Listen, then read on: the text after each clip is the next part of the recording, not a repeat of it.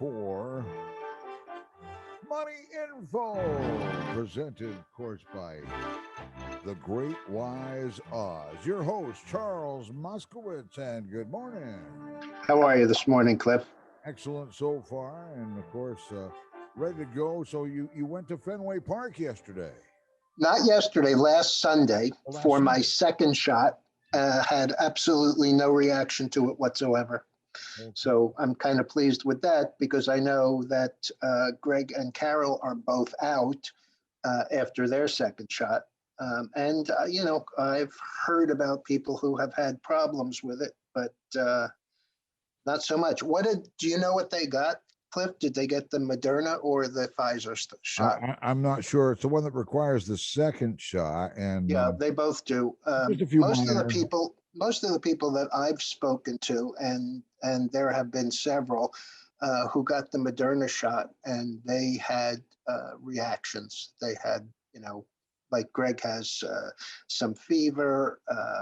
My sister in New York had the Moderna shot, and after her second, she spent about 2 days down. I had another friend who spent a week in bed after the second shot. Same situation, but as I said, I haven't really heard much in the way of reactions on the Pfizer shot. So maybe I'm just lucky, but there is related news there. AstraZeneca, symbol AZN, has now had several of the European countries, France, Italy, today Sweden and Latvia, all suspend use of the AstraZeneca antibody cocktail because they've had instances of bleeding and blood clots. Two things you actually don't see much of together, but so they've suspended a lot of the countries like Australia are keeping on using it, but we'll see what happens. Also in the drug side, we have Roche coming out.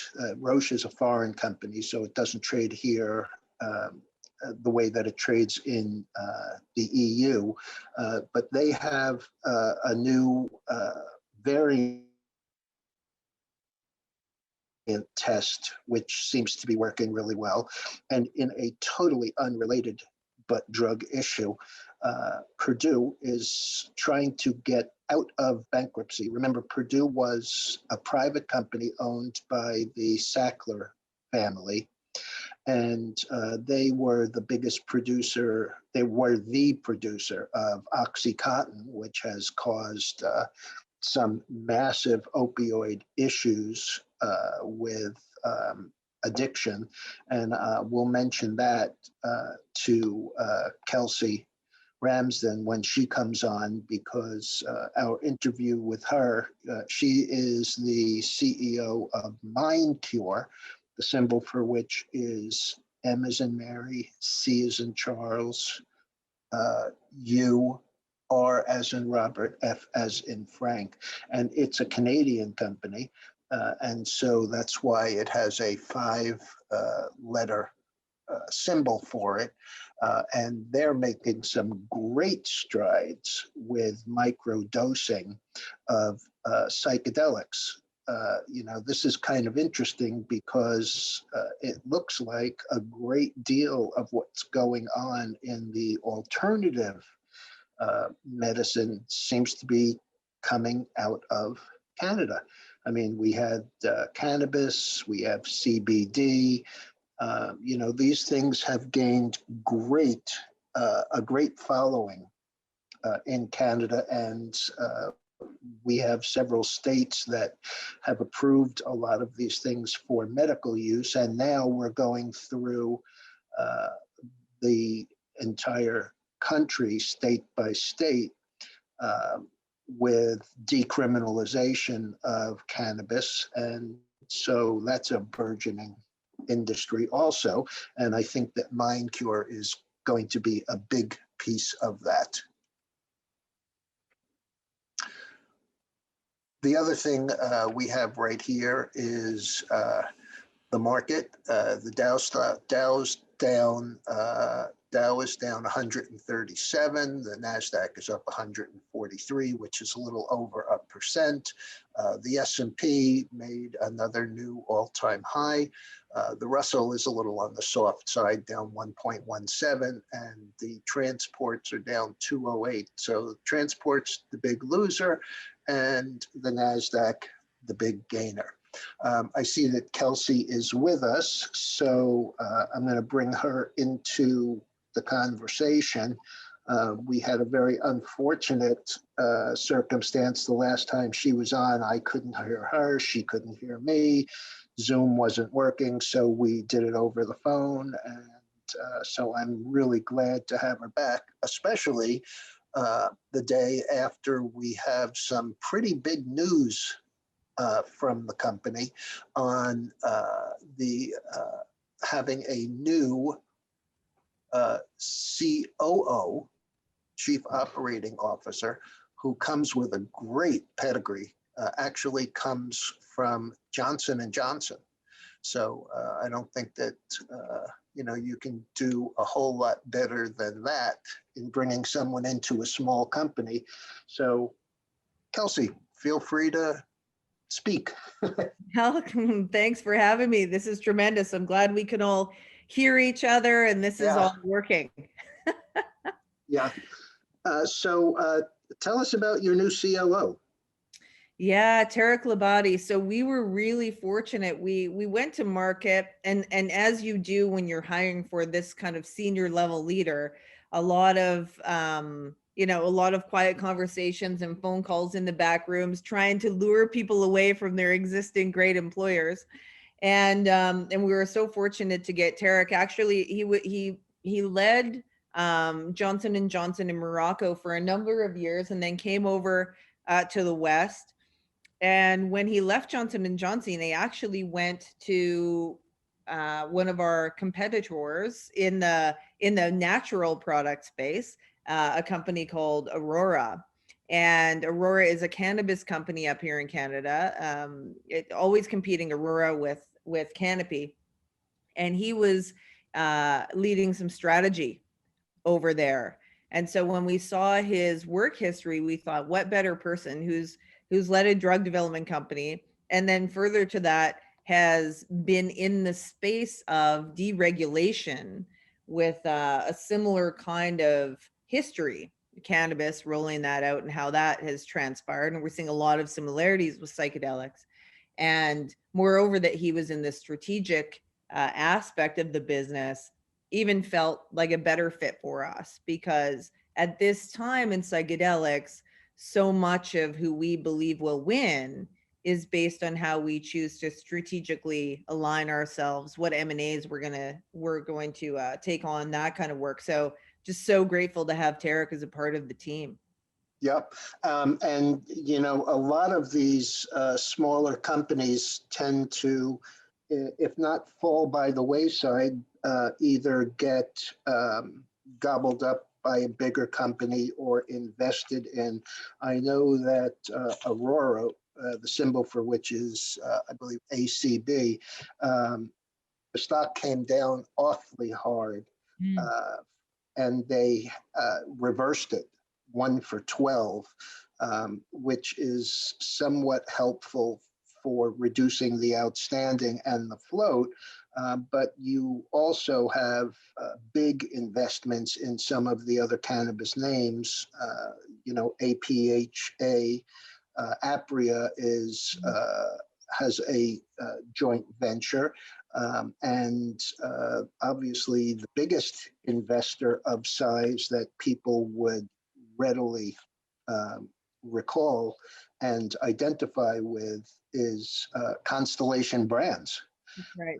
Constellation Brands invested in the billions of dollars in a cannabis company. And since we're here to talk about MindCure, I'm not going to go into that. But, I was mentioning to Cliff before you got on, it seems like a great deal of the new uses for natural substances seems to be centered north of the border in Canada. Obviously, we had cannabis, we had CBD. Now that Kamala Harris said that we were going to decriminalize, all of a sudden, the use of all of these things for medical has morphed into medical and recreational for people over 18 or 21. And while it's still not, it's decriminalized, it is still not strictly allowed on a federal level. And that has caused some serious problems, for example, with companies who can't do business with American U.S. chartered banks because it's still federally illegal. But, there is a huge move, and state by state, they are going through it. And I can't imagine that we don't have some sort of national set of rules and regs in the very near future. Yeah, I mean, I think if I'm an investor and I'm thinking about how is psychedelics rolling out, how does it differ from cannabis? A couple of things to know, and one of them is, yes, cannabis had a big run and then a big fall. I do believe there is a cannabis 2.0 happening, because like all these things with deregulation, sometimes people get a little overexcited, and particularly when we're seeing investment opportunities and what I always call recession-proof investment. So sex, drugs, rock and roll, and auctions, right? People are buying in good times and selling in good times, and buying in bad times, selling in bad times. So there's always someone winning there. And so I think when we think about psychedelics and we look to the history of cannabis, something that can help inform us is paying attention to your point around what happens in Canada tends to be adopted by state on a state by state basis in America, and then that starts to spread. So what's unique, I think, though, about psychedelics is that there's a lot more research in the psychedelic world than there ever was in the cannabis world, because psychedelics have been being researched since the mid 40s. And in fact, a lot of research happened in the States up until the mid to late 60s. And some of the global research centers that are even today considered centers of excellence, Johns Hopkins, NYU just announced a new psychedelic center of excellence. So the research is picking back up. And the reason that matters is because we've seen historically, when these markets open up, that the most science-backed advancements, so the data moving the science, and then the story moving the culture, we see with this amount of data and science and all these years of research, psychedelics actually have a leg to stand on. We're not necessarily looking at selling mushrooms to, your Friday night party, college escapades. What we're looking at is bringing these things into medical use. And I think that's also why you're seeing even states like Florida, a traditionally Republican state, starting to advance psychedelics for mental health.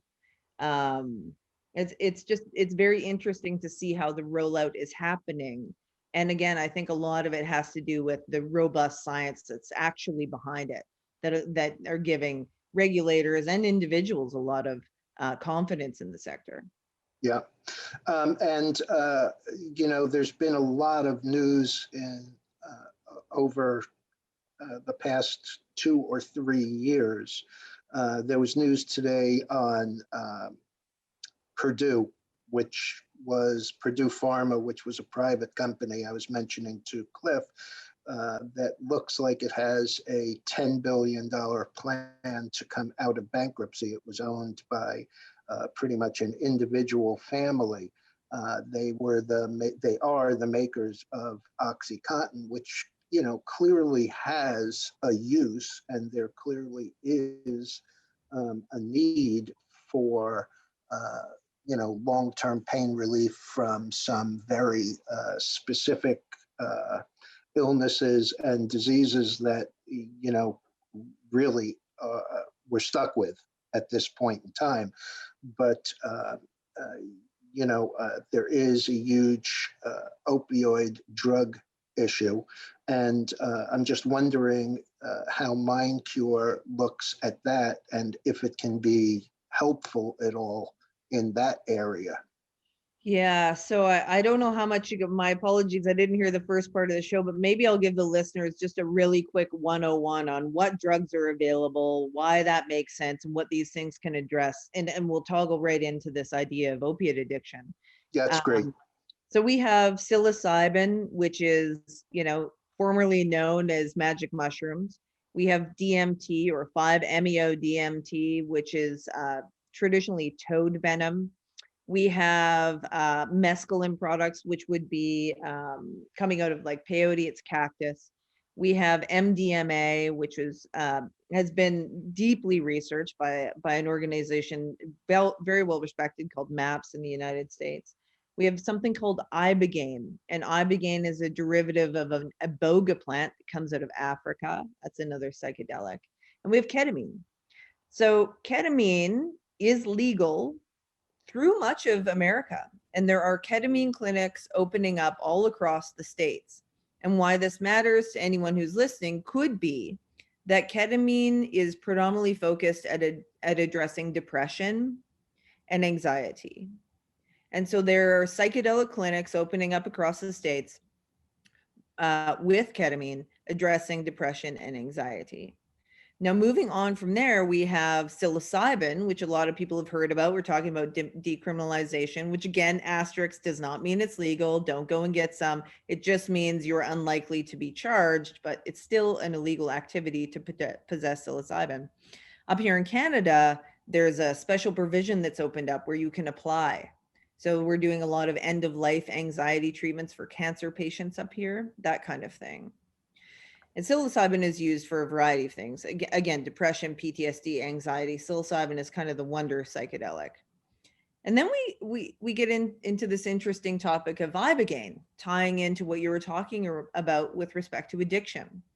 And Ibogaine is legal in Mexico and a couple of other countries around the world. It is currently illegal in America. In Canada, you can get it by prescription. And in some locations in Mexico, with the proper kind of care and treatment, because there is cardiotoxicity opportunity, meaning if you're not screened out for pre-existing, you could have a heart attack. But they're showing incidences of 72 to 74% cure rate with a one-time flood dose treatment of Ibogaine for opiate addiction. And I'll repeat that because it's material. I think a lot of folks know about the opiate crisis. At 72 to 74% cure rate in some locations with proper screening and monitoring with a one-time Ibogaine treatment. So MindCure, watching this and looking at all the psychedelic drugs available and our unique position in Canada, noticing, maybe we can start producing Ibogaine. Let's go and get some folks in the lab to look at how can we synthesize Ibogaine so that we're not depleting the natural resource. We're not paying for this stuff to come from Africa. We're able to produce medical grade Ibogaine. And so we started that project, recently announced, and are currently route scouting our own Ibogaine that we will then be selling into the folks who will be doing clinical research for addiction recovery. And so when we talk about that, again, with what's going on in America and what's happening in Canada with respect to opiate crises, there is a tremendous amount of ask from the population of the governments and the regulators to advance these medicines because, we are losing people every day to addiction.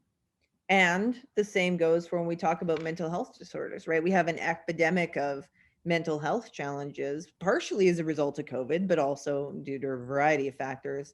And so I think the time, there is just sometimes a place in the market where something's time has come.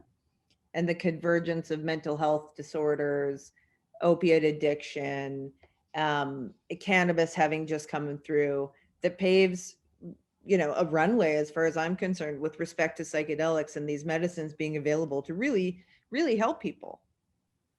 Yeah, we had a friend of mine on who is a young man who is one of those people that when you talk to him about something, he does a serious, serious deep dive into it and learns just about absolutely everything that he possibly can.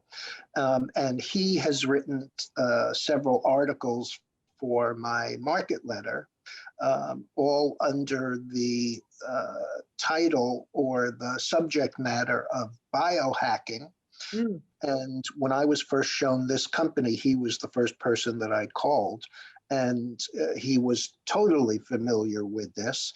And this is biohacking is a very interesting area. We're not talking about, treatment of something in particular. We're talking about people who are taking a look at what their personal makeup is and using microdosing of a lot of these things to aid in, for lack of a better way of putting it, hacking their own system for longer life, better quality of life, any particular medical problems that show up in their own personal research.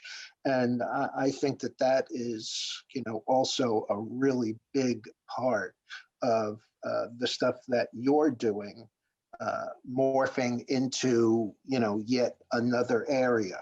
Right now it's it's kind of funny. Everything goes through these step by step, as you were saying before about the cannabis people. I remember when Tilray went from 20 to 300 in a matter of weeks and then came all the way back down, and in fact has never really recovered. I mean, it has recovered a bit, but the stock is still 28, which is a long way from 300, but nonetheless. And so there's that burst of excitement. And then, as you said, people calm down about it.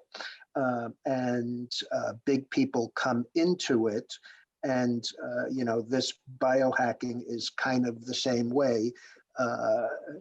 He was talking to me about ways of measuring your sleep and everything, and all of a sudden I'm seeing ads absolutely everywhere for that Oura ring, for to keep track of all of these things. And so he was very excited about MCURF because he was very familiar with the rationale behind using these natural products. And even as you say, we're in the lab trying to produce, the purest form and not to eliminate the natural supply. These are all things that most of these, quote, cures, and I'm not saying that in a negative way, I'm just saying most of these cures go through a metamorphosis from, picking the leaf in the forest and knowing that it works and refining it and, then going into the lab and trying to replicate it and being successful and, creating a whole new industry and a whole new group of drugs. Yeah, and I think I'm going to tie into that in two ways. One is for the listener to understand that there is this spectrum when I talk about mental wealth or mental health. I say mental wealth because I like mental health, but I always want to go a little bit past subsistence. So we talk about mental wealth, like let's go beyond just getting by. And so the way that we approach it is this idea that, most of us take vitamin C's or whatever for our neck down, but what are we doing daily for our neck up? Like, how are you helping your brain? Aside from your cup of coffee, probably not a lot. But these biohacker people cued into something and they started supplementing and serving their brain up some things that can help it, focus, get more clarity, get better sleep, increase your immunity. And so these are non-psychedelic. You're not going on any kind of trip. You're not going to see God. You're just going to stick around here and feel a hell of a lot better. Those are the nootropics. And so that's where we started with MindCure, was this idea of how can we start selling to people who understand that their brain is probably their best asset. And they want to dial up what they can do with that, live longer, think clearer, be more focused, all that kind of thing, have more energy. And then moving over from that, just like you said, then you can get into these ideas around microdosing as the legalities advance, all the way over to flood dosing, which is the full psychedelic experience. And so the way that we look at it is it's a spectrum. Our mental wellness is on a spectrum as it is. Even those of us who are not clinically depressed, you have some good days, you have some, okay days, and some that aren't the best. And the ability to supplement those days with non-psychedelic things, I think is, a game changer for a lot of people who care about being performance driven, maximizing what they've got. And so MindCure sits squarely in that. And I'm really excited about being a part of that early oncoming, like all these early adopters, the biohackers, they cue into things way before the rest of us do. And so I'm glad that we arrived at the same place. It's really kind of interesting being 71. And I was concerned about my ability to remember things. And I actually went to my doctor and asked, and he referred me, I'm up here in Boston, and of course we have some great hospitals. And he sent me to the mental health division, I guess, of Brigham and Women's, and they had me do a 4-hour test. And just because I was concerned about it. And after that 4-hour test and 3 weeks for them to go over all of the results, they called me back in and they said, well, you don't have a problem. You're in the 98th percentile for memory and thinking and kind of question solving or those kind of issues. But they said, if you're still concerned about it, here are some tricks. Mm-hmm. And they were the simplest of things. They were doing more crossword puzzles. They were putting down the calculator and doing things with a pencil and paper. And all of these things that, I had gotten away from. And it was remarkable. And, it seemed to, I hate to say, cured me, but it did give my mind a little bit more of a workout. And, the fact that there could be a medical reason and a medical cure for things like this goes a long way. We had some very bad news yesterday from Lilly and Biogen IDEC about their trials for their Alzheimer's drugs. And so, you look at that and you think about dementia and you think about, memory and recognition and cognitive evaluation of, what's going on with you. And, these things just pop right into the forefront as far as not necessarily cures, but certainly aids in getting people kind of jump-started or reattuned to, handle the issues that they're having. And clearly there are there are many. I think I'm probably one of the few who said, well, this is really bothering me. I think I'll do something about it, as opposed to people who say, oh yeah, well, I'm getting old, so, I'm having a senior moment, or, any of the other cutesy little sayings that have come up over the years. But you're absolutely right. And the mind is, I hate to use the old commercial, mind is a terrible thing to waste, but a mind, needs to be like anything else, fed properly and exercised properly. And, the fact that there could be an overlap here with what you guys are doing is just an amazing, amazing, and very positive development. Yeah, we're very excited about not only, like I say, the nootropic side of things, but as well when we do when we look to the research and we can see that at high doses of psilocybin, the mind is actually interconnecting networks that aren't connected during our normal course of business, for lack of a better term.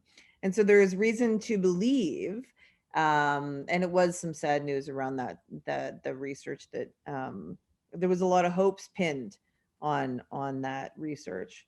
But there is reason to believe that with respect to psilocybin in particular and a couple of other psychedelics, there is an opportunity for neuroregenerative principles, meaning not only can we connect areas of the mind that started to kind of break down over time, but can we encourage those areas to start to redevelop in a meaningful way. And you'll see on our team is a fellow named Dr. Dan Engel, and he's a board certified psychiatrist and neurologist from the States, is working out of Texas. And he treats a lot of NHL players, football players who have traumatic brain injury, concussions, multiple concussions. And as a result, they have these memory issues. And then sometimes in the worst cases, mood issues, mood disorders, severe depression, addiction. And there is a lot of experiential research having been done that shows that the use of these psychedelic medicines in the form of proper care and treatment under the right conditions and the oversight of someone like Dr. Engel has an opportunity to bring these people with these brain injuries all the way back to well functioning, if not performance functioning of their mind. And it's miraculous. So this is what we're driving into the lab because we know it works in the world. And now we want to back it with the science to bring the drugs to market. Well, it's just a very exciting area. And I know that there's a lot of research being done that I have seen of late of younger kids who have played football and have gone on to have problems.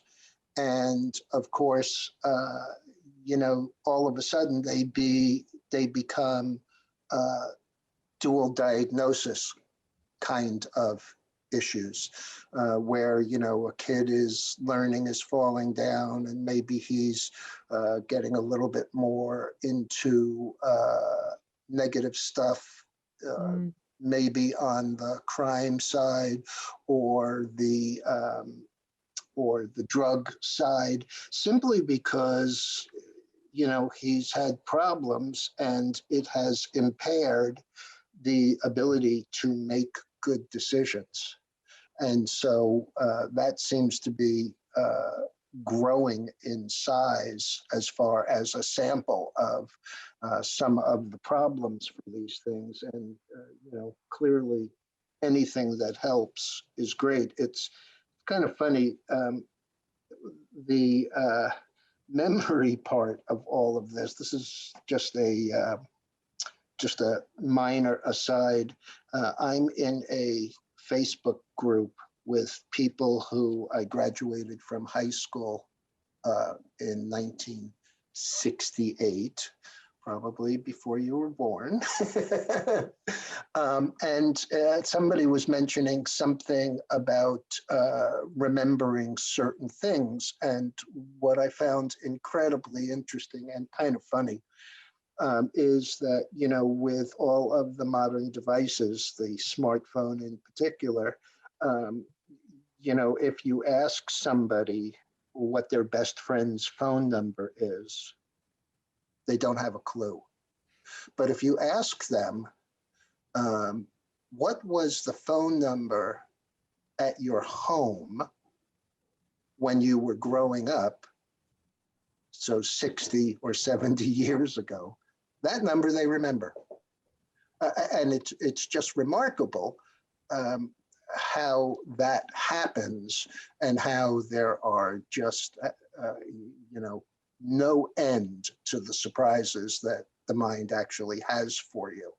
And it wasn't a couple of isolated instances, you know, all of a sudden the messages on that particular group, on that particular board, were just flooded with all of these people saying, oh yeah, my number was such and such, or my grandparents' number was such and such. But you asked them something that they programmed in, you know, 6 months or a year ago, and the memory just does not even exist. I mean, it's not even close. You know, there are 10 numbers, maybe some of them remember the area code, but that's about where it stops. And so anything that can refurbish, I mean, I hate to use it as an example because it's so on the way out. But, you know, the internal combustion engine works in a very specific way. And if the spark plugs are not getting the spark, if the wires are damaged or old or not producing the amount of conductivity, the car doesn't run. And I have a feeling that it's the same thing. I mean, when you talk about nerves, optic nerves, if your optic nerve is shot, you don't see, period.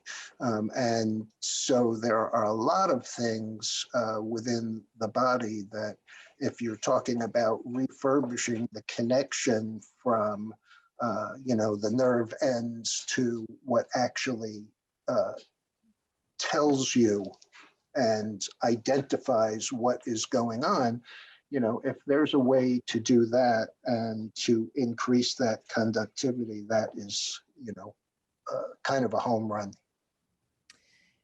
Yeah, I mean, for us with MindCure, there was this interesting part at the beginning when we thought, okay, well, what do we really want to explore? What are the actual problems? Because we could solve a lot of things, but what do we want to focus on? And even in our mid 40s, as I put my hand up that you can't see, there are a multiplicity of us who say, I need to focus. Like, I just can't get my mind in one spot. And even then, when I do, I can't find the word, or I forget the phone number, or whatever the case may be. And there is some reason to believe that it's a result of the way that society's gone, so many inputs, so fast moving, so much to kind of take in, that our minds get a little bit distracted. And so that was one of the key things that we talked about, was this idea of like, okay, what mushrooms can we look at that help advance focus? I suffer from it all the time. In fact, sometimes I even have to close my eyes to shut out half of the inputs that are coming to me, just so I can get into my brain and stay focused. And so focus was one. And then the next was this idea of energy. So our mind takes up 30% of the energy burned in our body is used by your brain. And so if you're not fueling this machine, to your point, Charles, like the engine, and you're not giving it what it wants, well, of course, what are you going to get out of it? I can remember going and seeing my GP at one point, and he said to me, you know, Kelsey, if you put sugar in your gas tank, how would your car run? And I said, I don't know, probably not very well, if at all. And he said, well, that's precisely what you're doing with your body. Like, what are you putting into it, woman? What do you want to get out of it? And that was kind of the same approach that we took with developing which lines we were going to pursue with MindCure and which nootropics we were going to advance. And then, of course, immunity, because COVID-19 is such a big thing. And even still, people are conscious now, much more so of ensuring that they're just providing that extra little boost. And so those were the first three things that we looked at: focus, energy, and immunity. And I think en masse, that goes across the whole spectrum, the whole scale from, mid early 30s all the way up into, the point at which you're not putting the pills in your mouth yourself. And we all need those things. And thankfully, there's been a shift too in how we produce these mushrooms. And so they're all organic. They're grown in California. The mushrooms that we sell, they're grown in California. They come up to Canada, they get processed, quality assurance, they get passed by Health Canada, and then they come back down. And in fact, the ones sold into California, well, it's the same formulation across America, but they had to meet Prop 65, that really, highly stringent, making sure there's nothing in there that could ever harm anyone for any given reason. And it just so happens nature's pretty good at producing things like that if you're willing to listen. So that is what we did with our first line of supplements. To your point, Charles, what do we decide to put in the engine to make it fire the way that we want it to? And I'm interested in premium fueling the Lamborghini. I don't want to put any regular into the Pinto. Yeah, it's interesting. Mushrooms in general tend to be really, really have many diverse uses. And even in the medical field, I had a friend of mine who absolutely swears by these mushrooms. And it was something that he picked up in China. Where a lot of the Eastern medicine originates, and in fact, he brought these mushrooms back, and they too are grown in California now, in Petaluma, where they do a lot of mushroom farming. But they produce something called beta glucan, and beta glucan does all kinds of great things for you, for your system in general. And, it's totally unrelated to what we're talking about. It's totally unrelated to, the natural uses of psilocybin. In fact, there are only 3 companies that I have followed at all. And one of them is actually a mushroom. It's champignon brands, and their symbol is shroom, SHRUMF. And they deal pretty much, it looks like, exclusively in mushroom-based cures for things.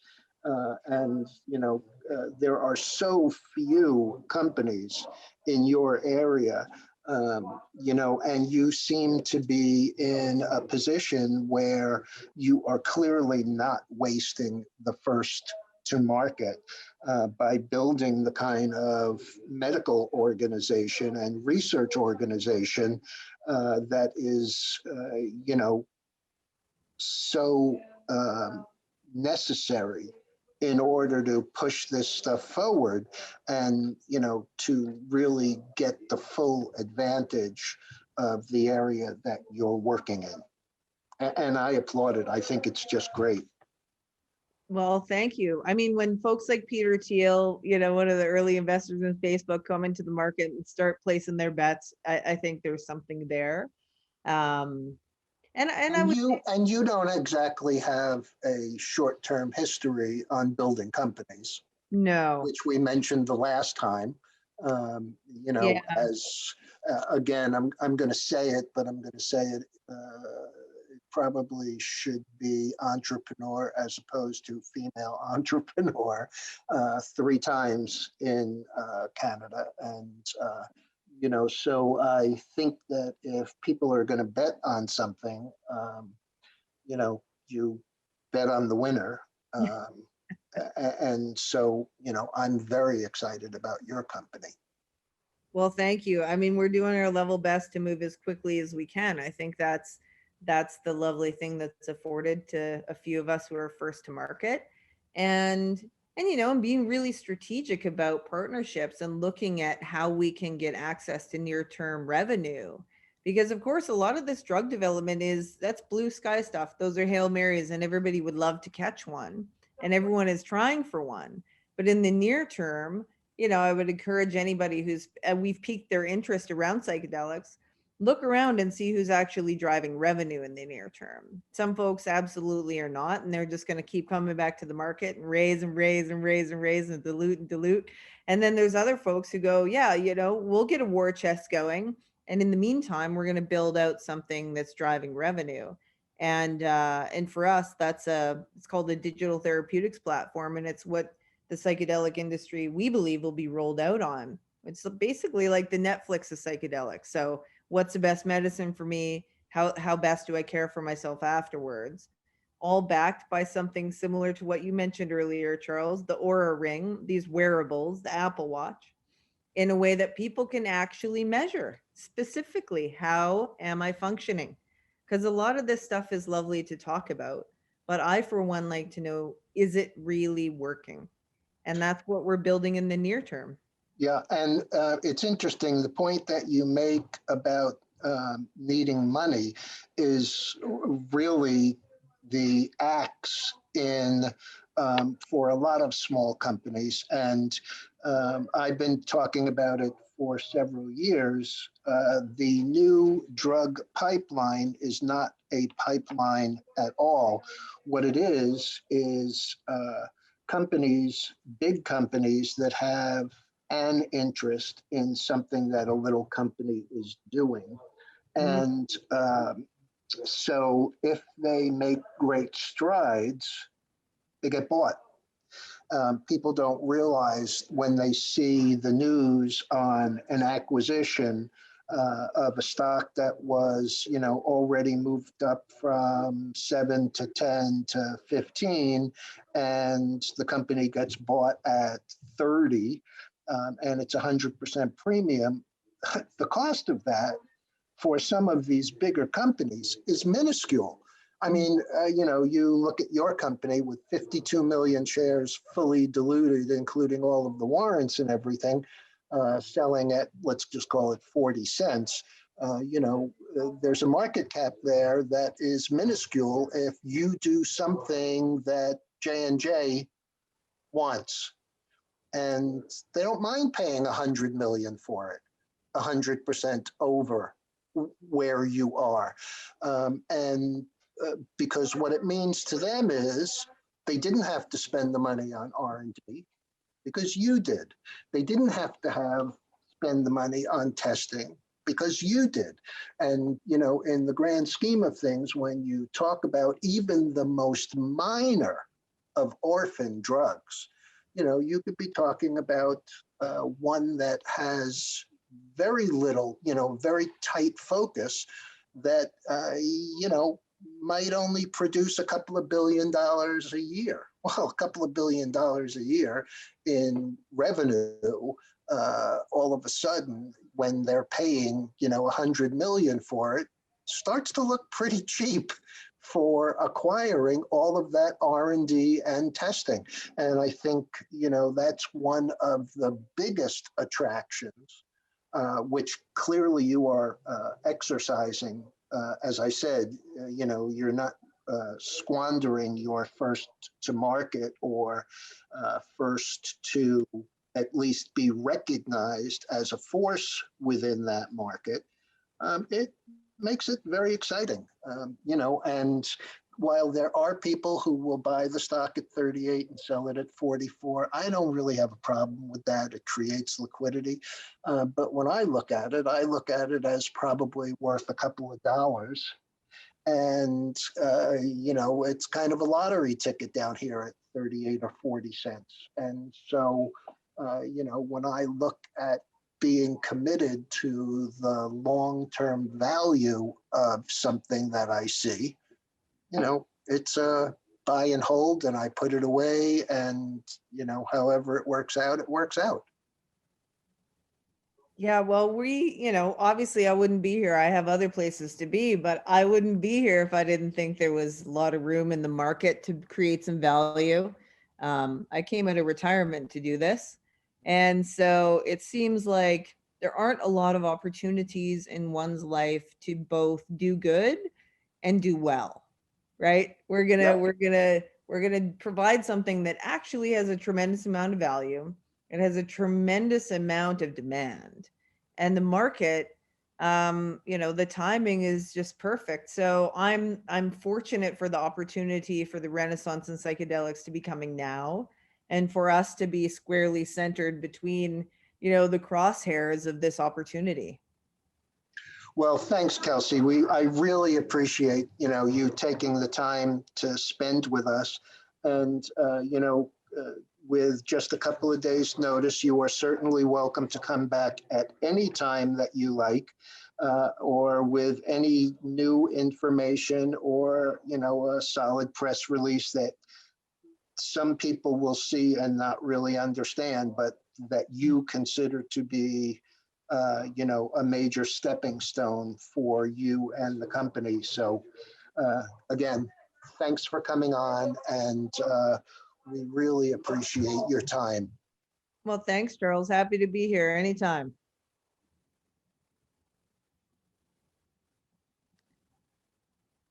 Well, again, thank you for taking the time.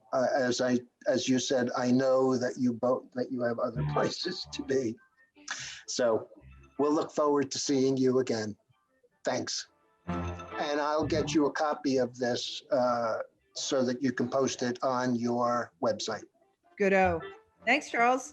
My pleasure, Take care. Kelsey.